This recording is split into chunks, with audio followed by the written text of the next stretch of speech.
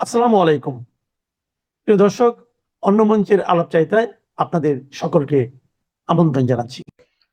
শেখ হাসিনার নতুন একটি বক্তব্যকে ঘিরে ব্যাপক আলোচনার সৃষ্টি হয়েছে এবং সরকারি মহলেও নানারূপ আলোচনা শুরু হয়েছে।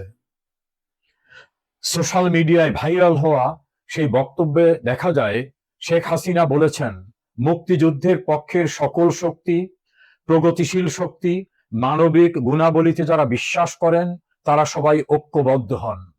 অতীতে তিনি বিভিন্ন সময় আওয়ামী লীগ এবং আওয়ামী লীগের সহযোগী সংগঠনের সকলের ঐক্যের কথা বলেছেন, তাদের প্রতি আহ্বান জানিয়েছেন। এবারে আহ্বানটা মুক্তিযুদ্ধের পক্ষের সকল শক্তি, প্রগতিশীল চিন্তা চেতনায় বিশ্বাসী, মানবিক গুণাবলীতে বিশ্বাসী তাদেরকে ঐক্যবদ্ধ হওয়ার আহ্বান জানিয়েছেন। একাধিক রাজনৈতিক বিশ্লেষক এবং সিনিয়র সাংবাদিকদের ধারণা, এটি 1971 সনে বঙ্গবন্ধু 7 মার্চে যখন একটা প্রারম্ভিক বক্তব্য দিয়েছিলেন, ঐতিহাসিক ভাষণে, যেখানে তিনি গোটা জাতিকে প্রস্তুত হওয়ার জন্য বলেছিলেন, এটা কিছুটা সেরকমই মনে হচ্ছে। বঙ্গবন্ধু তখন সেই ভাষণটি দিয়েছিলেন যখন আর কোনো উপায়ন্ত ছিল না, তখন তিনি গোটা জাতিকে প্রস্তুতি নেওয়ার জন্য বলেছিলেন। শেখ হাসিনাও এই ক্ষেত্রে হয়তো সেভাবেই মুক্তিযুদ্ধের পক্ষের প্রগতিশীল চিন্তা চেতনার, মানবিক চিন্তা চেতনার সকলকে ঐক্যবদ্ধ হওয়ার আহ্বান জানিয়ে মূলত দলের বাইরেও মুক্তিযুদ্ধের সকলকে একত্রিত হওয়ার জন্য একটি মেসেজ দিয়েছেন। বাংলাদেশ আওয়ামী লীগের বাইরেও অনেকে মুক্তিযুদ্ধের চিন্তা চেতনাকে সরাসরি ধারণ করেন এমন রাজনৈতিক দল, nap, communist party, workers party, সাম্যবাদী দল, জাতীয় পার্টি, জাসদ, বাসদ, সাম্যবাদী দল, নজরুল বাসার, মাজদুহানের বিভিন্ন রকম সংগঠন রয়েছে। যে সকল অসংখ্য সংগঠন আওয়ামী লীগের বাইরে থেকেও কঠিনভাবে মুক্তিযুদ্ধের চেতনা, মুক্তিযুদ্ধের আদর্শকে ধারণ করে এবং বিশ্বাস করে। শেখ হাসিনা তাদের ভিতরে ঐক্য সৃষ্টি করার জন্য আহ্বান জানিয়েছেন যে মুক্তিযুদ্ধের পক্ষের প্রগতিশীল এবং মানবিক গুণাবলীতে যারা বিশ্বাস করেন তারা ঐক্যবদ্ধ হন। আমার মনে হয় এই আহ্বানটি নতুন কোনো ইঙ্গিত বহন করছে, নতুন কোনো প্রস্তুতির দিকে যেতে হচ্ছে হয়তো মুক্তিযুদ্ধের পক্ষের সকল শক্তিকে। যখন বাংলাদেশে পাকিস্তানের জনক কায়েদে আজম মোহাম্মদ আলী জিন্নাহর জন্মদিন পালিত হয়, যখন জাতীয় পতাকাকে এবং জাতীয় সঙ্গীতকে বদলে দিতে চায়, মুক্তিযুদ্ধের স্লোগান জয় বাংলাকে নিষিদ্ধ ঘোষণা করা হয়, মুক্তিযোদ্ধাদের চরমভাবে অপমানিত করা হয়, জুতা পেটা করা হয়, মুক্তিযুদ্ধের সংগঠকদের কারাগারে আটকে রাখা হয়, রাস্তাঘাটে নির্মমভাবে অত্যাচার করা হয়, মুক্তিযুদ্ধের সমস্ত স্মৃতিচিহ্ন মুছে দেওয়ার জন্য 32 নম্বর বঙ্গবন্ধু ভবন, বঙ্গবন্ধুর মুরাল, বীরশ্রেষ্ঠদের মুরাল সহ সমস্ত স্মৃতিচিহ্ন যখন মুছে দেওয়ার চেষ্টা চলছে, তখন এটা স্পষ্ট যে মুক্তিযুদ্ধের চেতনার বাংলাদেশ আর থাকছে না, এমন একটি ষড়যন্ত্র এগিয়ে যাচ্ছে। পার্লামেন্টের দিকে তাকালেও সেই একই দৃশ্য। ক্ষমতায় যারা আসীন হয়েছেন প্রত্যক্ষ পরোক্ষভাবে তাদের ভিতরও ঘাপটি মেরে এবং সরাসরি উপস্থিতি মুক্তিযুদ্ধের চেতনার পরিপন্থী মানুষদের। এই পরিস্থিতিতে শেখ হাসিনার আহ্বানটি নতুন করে আরেকটি মুক্তিযুদ্ধে ঝাঁপিয়ে পড়ার জন্য মুক্তিযুদ্ধের পক্ষের সকলকে আহ্বান বলে অনেক বিশ্লেষণের ধারণা। অনেক বিশ্লেষকের ধারণা এই আহ্বানটা 1971 সনের 7 মার্চের আহ্বানের মতোই জাতিকে প্রস্তুতি নেওয়ার।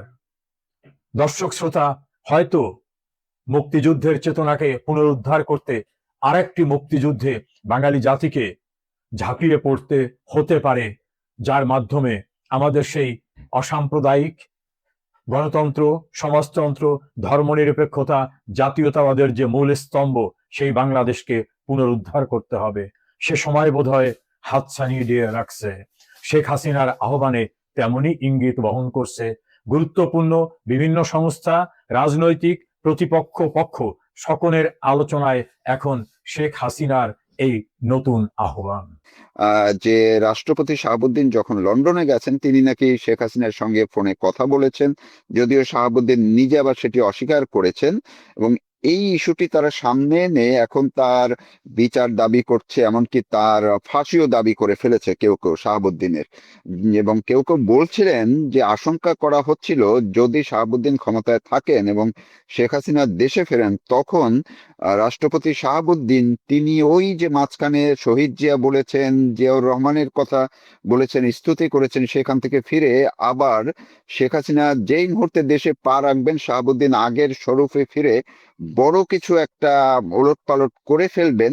এই আশঙ্কাটা, এই ভয়টা তাদের মধ্যে ছিল বলেই তাকে হয়তো আগেভাগে সরিয়ে দেওয়া হচ্ছে, এমন একটা লিংক বলা হয় আর কি। আমার ঠিক সেটা মনে হয় না। কেন, শাহাবুদ্দিন সাহেব যদি খুব শক্ত লোক হতেন, উনি আগে ইমার্জেন্সি দেওয়ার সুযোগ ওনার ছিল। ইমার্জেন্সি পাওয়ার ব্যবহার করে দেশে একটা সার্বিকভাবে একটা জরুরি অবস্থা দিয়ে উনি আয়ত্তে আনার একটা চেষ্টা করতেন, এবং সেই ক্ষেত্রে আসল ব্যাপারটা হচ্ছে সেনাবাহিনী ওনার পক্ষে থাকবে কি থাকবে না, সেটা একটা ক্রিটিক্যাল ব্যাপার ছিল। এখন সেনা প্রধান ওয়াকারুজ্জামান সাহেবও যে একটু টালোমালো অবস্থা, উনি একবার এদিক একবার ওদিক করে। হ্যাঁ, ওনার বউ শেখ হাসিনার সাথে কথা বলে, বুবু টুবু বলে, আবার উনি একেবারে অন্য লাইনে উনি আল হাজ টাজ হয়ে একটা জামাতের আমিরের সাথে ঘনিষ্ঠ। মানে এরা হচ্ছে সব দিক খেলছে। হ্যাঁ, they are keeping their options open. Shahabuddin সাহেবকে নিয়ে এদের যে একটা বিরাট চিন্তার কারণ যে শেখ হাসিনা দেশে ঢুকলে শাহাবুদ্দিন একটা বিশাল কিছু করে ফেলবে, আই ডোন্ট থিঙ্ক সো। শাহাবুদ্দিনকে সরানোর অন্য কারণ আছে। শাহাবুদ্দিন যেই প্রশ্নটা আপনি তুললেন পরে, হ্যাঁ, জি। আপনার ভূমিকায়, যে আমেরিকানদের ব্যাপার, এই আমেরিকানরা চাইছে বাংলাদেশে একটা নতুন রাষ্ট্রপতি, এবং সেই রাষ্ট্রপতির জন্য ওরা চায় মোহাম্মদ ইউনূসকে। মোহাম্মদ ইউনূসের মতো আদি অকৃত্রিম মার্কিন দালাল তো আর ওয়াশিংটন খুঁজে পাবে না। এখন ওনার ওই প্রাক্তন প্রেস সচিব অনেক বড় বড় কথা বলছে, হ্যাঁ, যে এই এই অকৃতজ্ঞ জাতির জন্য আর শেখ ইউনূস, মানে সে এমন একটা হাব ভাব যেন শেখ ইউনূস বাংলাদেশকে কৃতার্থ করেছে। উনি নিজে ক্ষমতা ভোগ করার জন্য উনি ক্ষমতা নিয়েছিলেন। উনি চিফ অ্যাডভাইজার হিসেবে ইন্টারিম গভর্নমেন্ট, এবং উনি ইন্টারিম গভর্নমেন্টে থাকারই তো ইচ্ছা ছিল না, নানাও চাপে পড়ে ওনাকে নির্বাচন দিতে হয়েছে। কেন, উনি ওনার চামচাদের দিয়ে এই গল্প তো চালু করিয়ে দিয়েছিলেন। হ্যাঁ, ওনার যে ব্লগার ব্রিগেড আছে যারা ওনার থেকে টাকা পয়সা পায়, বা ওনার যারা কর্তা মার্কিন, তাদের ওই ন্যাশনাল এন্ডাওমেন্ট ফর ডেমোক্রেসি যেসব ব্লগার বাহিনী পোষে টোষে, ওগুলি আমরা জানি সব। তো এর জন্য, এবং ব্লগার এই কেন, আমরা মার্কিন তো মাহফুজানাম কেউ তো দেখলাম ডেইলি স্টারে একদম আকুতি জানিয়ে এডিটোরিয়াল, স্পেশাল এডিটোরিয়াল লিখে ফেললেন তিনি যেন পদত্যাগ না করেন, যখন আগের বার তিনি পদত্যাগের একটা নাটক করেছিলেন সেই সময়। তাকে রাখার জন্য তো তারা মরিয়া হয়েছিলেন, এখনো আছেন। না না, এরা সবই ঘুরে ফিরে এদের টিকি ওয়াশিংটনে বাঁধা। এরা আমেরিকান ডিপ স্টেটের বিভিন্ন ক্যাটাগরির এজেন্ট, আপনি বুঝতে পারছেন তো? মানে first rate agent, second rate agent, কে কতটা ক্ষমতাবান, কাকে দিয়ে কতটা আমেরিকান পারপাস সার্ভড হবে, আমেরিকানরা এইসব এজেন্ট গ্রেডিং করে। ইন্টেলিজেন্সে this a well known practice, যে সে A plus agent, A minus agent, এইসব ব্যাপার ট্যাপার আছে। ইউনুস হচ্ছে একদম ওদের সব থেকে ট্রাস্টেড লোক। কেন, ইউনুসকে সেই 70-এর দশকের শেষ থেকে আমেরিকানরা নার্চার করেছে, বিল্ড আপ করেছে। হ্যাঁ, উনি ওই দেশে পিএইচডি করেছেন, এমন কিছু বিশাল পিএইচডি, যাই হোক, তার মধ্যে আমি যাচ্ছি না। মানে I don't think very highly of Yunus as an academic or a researcher, কিন্তু he is a very good businessman. মালটা কোথায় আছে খুব ভালো চেনে, এবং সেটা কি করে কি ফিটিং করতে জানে, এবং তার জন্য উনি ওনার মাথা বিক্রি আরো অনেক কিছু বিক্রি করতে উনি রাজি, সেটা আমরা জানি। প্রশ্নটা এখানে একটাই, যে আমেরিকানস আর ভেরি কি, ওরা একটা ব্যাপারে খুব শঙ্কিত হয়ে পড়েছে মারুফ ভাই, যেটা আমি জানি, I know it for a fact, and that is, এই তারেক সাহেব যে চীনে গেলেন, মালয়েশিয়া হয়ে চীনে গেলেন, মালয়েশিয়াটা তো কোনো না, আসল হচ্ছে চায়না। এবং চায়না যে 10-12টা বড় প্রজেক্ট করার অঙ্গীকার করেছে, এবং স্পেসিফিকলি কোন প্রজেক্টে কত লগ্নি করবে সেগুলিও স্পেসিফাই করেছে। তার মধ্যে আপনি দেখবেন যে অনেকগুলি বড় বড় পোর্ট প্রজেক্ট আছে, যেমন মংলা বন্দরটা তারেক গভর্নমেন্ট পুরোপুরি চায়নার হাতে দিয়ে দিচ্ছে, ওখানে $650 মিলিয়ন ইনভেস্টমেন্টের কথা বলা হয়েছে। পায়রাতেও প্রজেক্ট হচ্ছে, আনোয়ারা যেটা চিটাগাঙে। তার মানে কি? তার মানে যে চাইনিজদের একটা বঙ্গোপসাগরে ভালো রকম এন্ট্রি হবে, তার কারণ এখন তারেক সাহেব চীনে চাইনিজরা এটা পরিষ্কার করেই বললো যে চায়না মায়ানমার ইকোনমিক করিডোর যেটা আছে, যার থ্রু দিয়ে চায়না বঙ্গোপসাগরে ঢোকার একটা রাস্তা পায়, এই করিডোরটা এখন বাংলাদেশে এক্সটেন্ড করতে হবে। This is a Chinese Jio political move. এটা আপনাকে, এটা ভূ রাজনৈতিক একটা বড় রকমের চাল চীন দিয়েছে দাবার বোর্ডে। এটাতে আমেরিকানরা খুব শঙ্কিত। কেন? আমেরিকানরা বেশ কিছুদিন ধরে ডক্টর ইউনূসের সময় একটা চেষ্টা ওদের ছিল যে রাখাইন করিডোর, তখন ওয়াকার সাহেব রাজি হয়নি, উনি ব্লাডি করিডোর টরিডোর বলে গালিগালাজ করেছেন। তারপরে উনিও আমেরিকানদের লাইনে পড়ে গেছেন। হ্যাঁ, পড়ে গেছেন কারণ ওনার নিজের চাকরি বাঁচানোর জন্য। তো যাই হোক, এখানে যেটা ব্যাপার যে এখানে আপনার আমেরিকানরা ওই রাখাইন করিডোর মানে চিটাগাং কক্সবাজার অঞ্চল থেকে মায়ানমারের রাখাইন প্রদেশ, যেটা একসময় আরাকান প্রদেশ ছিল, ওই করিডোরটা আমেরিকানরা চাইছে। ওখান দিয়ে আমেরিকানরা ব্যাপকভাবে অস্ত্র শস্ত্র বিভিন্ন মায়ানমারের বিদ্রোহী গোষ্ঠীদেরকে দিয়ে ওরা চাইছে যে মায়ানমারে এরা অঘটন ঘটাবে। মায়ানমারের যে মিলিটারি সরকার, যেটা এখন অবশ্য ওখানে ইলেকশন হয়েছে, যে মিলিটারি ডিক্টেটর ছিল সে নিজের রাষ্ট্রপতি হয়ে গেছে, তাই সেনাবাহিনী মায়ানমার কন্ট্রোল করে। ওরা চীনের পকেটে, ওরা একদম চাইনিজ মানে স্টুজ বলতে পারে। ওদের মানে ওইখানে আমেরিকার জিওপলিটিক্যাল স্ট্র্যাটেজিটা হচ্ছে যে মায়ানমারে এই মিলিটারি গভর্নমেন্টকে বেকায়দায় ফেলে প্রয়োজনে মায়ানমারে 2-3টে স্টেট মানে যাতে হয় স্বাধীন রাজ্য, আরাকান স্বাধীন প্রদেশ, কাচিন টাচিন এগুলি। এখানে ওদের অন্য অনেক ব্যাপার আছে, ক্রিটিক্যাল মিনারেলস যেগুলি হচ্ছে রেয়ার আর্থ বলে, ওইসবের বিরাট খনি মায়ানমারে, ওগুলি আমেরিকা নিজের কন্ট্রোলে আনার চেষ্টা করছে। এবং মেইনলি চাইনিজদের যে আউটলেট ইনটু বে অফ বেঙ্গল, এবং বে অফ বেঙ্গলে চাইনিজরা ঢুকতে পারলেই কিন্তু ভারত মহাসাগরে তারা ঢুকতে পারবে। কেন চায়নার ব্যাপারটা আপনি দেখুন, চায়না খুব বড় মিলিটারি পাওয়ার, ইকোনমিক পাওয়ার, কিন্তু চায়না মানে ভূগোল চায়নার প্রতি অতটা, geography is not very kind to China. চায়নার যে উপকূল, এটা খুব ছোট উপকূল এবং পূর্ব এশিয়ার দিকে, বুঝতে পেরেছেন? এই জন্য চায়নার বরাবরই একটা strategy land to sea access. Xinjiang দিয়ে ভারত মানে পাকিস্তানের যে অধিকৃত কাশ্মীর, সেটা দিয়ে ওরা বালুচিস্তানে গোয়াদার বন্দর করেছে, যাতে ওখান থেকে আরব মহাসাগরে ওরা ঢুকতে পারে এবং ইন্ডিয়ান ওশান।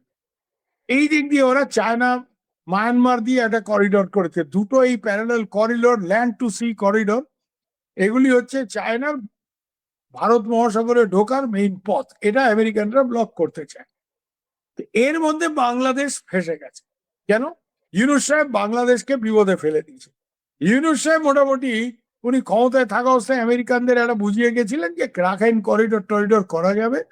ওয়াকার একটু ঝামেলা করছে, সেনাবাহিনী ঝামেলা করছে, but if the president who is the supreme commander of the arm forces, এটা বোঝার চেষ্টা করে যে রাষ্ট্রপতি হচ্ছে সর্বাধিনায়ক সেনাবাহিনী।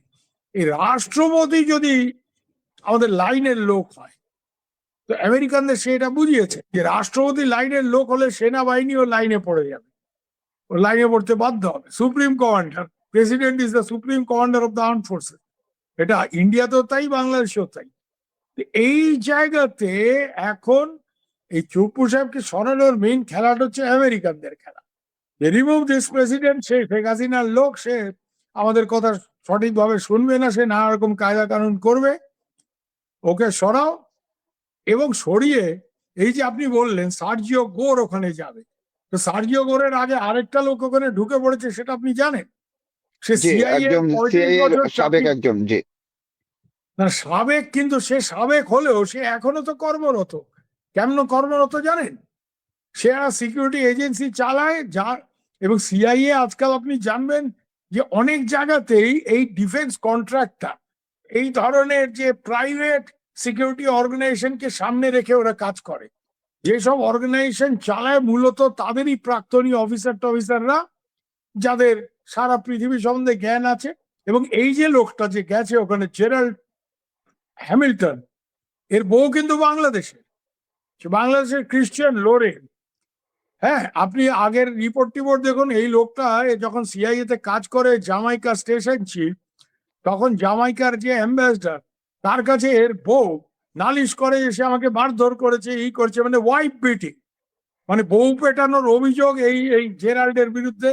এবং তার সেই বাংলাদেশি বউ সেসব নালিশ টালিশ, তারপরে তাদের ডাইভোর্স, অনেক গোলমাল হয়। প্রশ্নটা হচ্ছে, এই লোক বাংলাদেশ জানে, এই লোক দক্ষিণ এশিয়াতে কাজ করে যাওয়া লোক, এবং এর যে ডিফেন্স এজেন্সি যেটা আছে ওটাকে সামনে রেখে আমেরিকা এখানে ইন্টেলিজেন্স অপারেশন চালাতে প্রস্তুতি নিয়েছে। যেমন ওদের আরেকটা এরকম লোককে মায়ানমারের ভিতরে ঢুকিয়ে ওখানকার গেরিলা বাহিনীগুলিকে ট্রেনিং দেওয়া হচ্ছিল, হ্যাঁ, ম্যাথিউ ভ্যান ডাইক। তার অর্গানাইজেশনটা কি সানস অফ লিবার্টি। তো সে লিবিয়াতে গাদ্দাফির বিরুদ্ধে যুদ্ধ করেছে, সে সিরিয়াতে যুদ্ধ করেছে এই আসাদ গভর্নমেন্টের বিরুদ্ধে। মানে যেখানে সিআইএ একটা গোলমাল পাকিয়ে সরকার পতন ঘটাতে যাচ্ছে, সেখানে ম্যাথিউ ভ্যান ডাইক। এখন মায়ানমারও সেটা তারা চাইছে। ম্যাথিউ ভ্যান ডাইক বার্মাতে ঢুকে, মায়ানমারে ঢুকে ওইসব বিভিন্ন গেরিলা গোষ্ঠীতে ট্রেনিং করে যখন ফিরে আসছিল উত্তর পূর্ব ভারত দিয়ে, মারুফ ভাই তাকে ইন্ডিয়ানরা অ্যারেস্ট করে, এবং আমেরিকানদের শত চাপ সত্ত্বেও ইন্ডিয়ানরা তাকে ছাড়ছে না, তাকে জেলে ঢুকে রেখেছে। এতে ইন্ডিয়ার উপর বেজায় নাখুশ হয়েছে আমেরিকা, ট্রাম্প সাহেব এবং তার যারা ওইসব গোয়েন্দা টোয়েন্দা যারা গোলমাল পাকায় পৃথিবীর সবখানে গিয়ে, তারা ইন্ডিয়ার উপর খুব নাখুশ। এই জন্য আমাদের সাথে নানা রকম তারা গোলযোগ করছে, শুল্ক বাড়ানোর হুমকি দিচ্ছে, এটা করছে ওটা করছে। যাই হোক, তার মধ্যে আমি যাচ্ছি না। কিন্তু বাংলাদেশের গুরুত্বটা এই কারণেই আমেরিকার কাছে যে ইন্ডিয়া ওদের সাথে মায়ানমারের ব্যাপারে কোঅপারেট করছে না, কারণ ইন্ডিয়া আমেরিকার মতো মায়ানমার ভেঙে যাক, দু তিনটে রাষ্ট্র এটা চায় না। এখানে ইন্ডিয়ার সাথে চীনের স্বার্থ এক জায়গায়। আমরা ইন্ডিয়া এবং চায়না দুজনেই চাই যে মায়ানমার একটা একটা ইউনাইটেড স্টেট হিসেবে, মানে একটা রাষ্ট্র হিসেবে ওটা টিকে থাকুক। ওটা দু তিন ভাগ হয়ে এখানে একটা আবার একটা সিভিল ওয়ার, একটা গোলযোগ গোলমাল, এটা আমরা চাই না। ইন্ডিয়াও চায় না, এটা চায়নাও চায় না। ইন্ডিয়া হয়তো চায়নার বেশি প্রভাব ওখানে বেড়ে যায়, সেটা আটকাতে চায়, তাই বলে আমেরিকানরা এখানে ঢুকে গোলযোগ পাকাবে, এখানে একটা ক্যাওস হবে, এটাও ইন্ডিয়া চায় না। আর আরেকটা জিনিস মনে রাখবেন, ইন্ডিয়ার মেইন মায়ানমারের দুটো বিরাট স্বার্থ আছে, দুটো কানেক্টিভিটি প্রজেক্ট। একটা হচ্ছে কলকাতা থেকে সিথওয়ে, যেটা আরাকান বা রাখাইন প্রদেশের বন্দর এবং রাজধানী ওই অবধি, এবং ওখান থেকে কালাদার নদী হয়ে পালেটোয়া, তারপরে মিজোরাম, মানে alternate route to North East India, একটা বিকল্প রাস্তা উত্তর পূর্ব ভারতের জন্য মায়ানমারের ভিতর দিয়ে। এটা ইন্ডিয়া কমপ্লিট করতে চায়, কারণ যেই রাস্তাটা উত্তর পূর্ব ভারতে বাংলাদেশের ভেতর দিয়ে ইন্ডিয়া শেখ হাসিনার সময় ট্রানজিট এগ্রিমেন্ট, এখন এই সরকারের নানা রকম ধ্যানাই প্যানের ফলে ইন্ডিয়া এই ব্যাপারে একটু দ্বিধাগ্রস্ত বোধ করছে, যে কি জানি এটা কি করবে, তারেক সরকারের ব্যাপার সেবার বোঝা যাচ্ছে না। তো এর জন্য ইন্ডিয়া চাইছে ওই কালাদান মাল্টিমোডাল প্রজেক্ট কমপ্লিট করতে। তো ইন্ডিয়া কোনো অবস্থায় চায় না যে মায়ানমার একটা বিরাট কেওয়াস হোক, এবং এই কেওয়াস হয়ে মায়ানমার দু তিনটে রাষ্ট্রে ভেঙে যাবে, একটা আমেরিকানরা যেটা চায়। সো এখানে ইন্ডিয়া এবং America they are not in line, এবং এর জন্য দেখবেন যে আমাদের টাইট দেওয়ার জন্য আমেরিকানরা আমাদের এই রকে জড়িয়ে কিছু কেস টেস, যে রয়ের অফিসাররা ওই শিখ লিডারকে মারার ষড়যন্ত্র করছিল, এবং এখানে আমাদের যিনি নিরাপত্তা উপদেষ্টা, ন্যাশনাল সিকিউরিটি অ্যাডভাইজার অজিত ডোভালের নামের সমন এসছে। তো আমেরিকার সাথে আমাদের মানে রিলেশন এখন খুবই খারাপ অবস্থায় আছে। এর জন্যই বাংলাদেশের গুরুত্ব। এখন বাংলাদেশে যদি এই করিডর চীন যেটা করতে চাইছে, এটা আমেরিকাকে আটকাতে হয়, তাহলে রাষ্ট্রপতি ওদের জন্য খুব ইম্পর্টেন্ট। কেন ওরা তারেক সাহেবের উপর ভরসা করতে পারছেন না। ওরা তারেক সাহেবকে নানা রকম ভুজুং ভাজুং দিলেও তারেক সাহেব চীনে গেছেন, এবং এটা ঠিকই তারেক সাহেব বাংলাদেশের প্রধানমন্ত্রী হিসেবে উনি চাইবেন আমেরিকানরা তো কোথাও কোনো ডেভেলপমেন্ট প্রজেক্ট করবে না, মারামারি করাবে, গন্ডগোল করাবে। তো এর জন্য উনি চাইছেন যে চাইনিজ ফান্ড এনে এখানে বড় বড় কিছু পরিকাঠামো, হ্যাঁ, প্রজেক্ট তৈরি করা। কেন তারেককে সবসময় লোকে শেখ হাসিনার সাথে কম্পেয়ার করবে, যে শেখ হাসিনা এত সব উন্নয়ন করেছে। তো তারেক সাহেবও চাইছে বড় বড় কিছু উন্নয়ন প্রকল্প, তার জন্য টাকাটা কোথা থেকে? চীন, ন্যাচারালি চায়নার অনেক ডিপ পকেট, অনেক টাকা পয়সা। তো তো এটা আমেরিকানরা বাধা দিতে চাইছে। ওরা নিজেরা 5 টাকা খরচ করে কোনো উন্নয়ন প্রকল্প করবে না, ওরা শুধু মারামারি করবে, গন্ডগোল করবে। ওরা আপনার কাঁধে বন্দুক রেখে মায়ানমারে গুলি চালাবে। তো এর জন্য এই সার্জিও, এই হ্যামিল্টনের ওখানে আসা এবং তার কয়েকদিনের মধ্যে সার্জিও গোর ওখানে যাচ্ছে। কেন সার্জিও গোর কিন্তু আপনি মনে রাখবেন, he is not a professional foreign service officer. ও হচ্ছে ট্রাম্পের রাজনৈতিক সহযোগী, ও ট্রাম্পের ওই বলে না ট্রাম্পের বাডি, মানে ট্রাম্পের দোস্ত এক কথায়। আচ্ছা একসাথে খাওয়া দাওয়া হয় টয়, আরো অনেক কিছু হয় টয়। ট্রাম্প সাহেব তো রঙিন মানুষ, অনেক কিছু করেন টরেন। এই এই গোর টোররা হচ্ছে তার ওইসব। আর গোর কিন্তু খুব ইন্টারেস্টিং লোক। হি ইজ এ খ্রিস্টান বাট ফ্রম উজবেকিস্তান। আপনি দেখবেন এই টাইপের লোকগুলি, হ্যাঁ, কমিউনিস্ট স্টেট বা ইসলামিক স্টেটের যারা খ্রিস্টান, তারা খুব হার্ড লাইন হয়। যেরকম ব্রাজিনস্কি ছিল,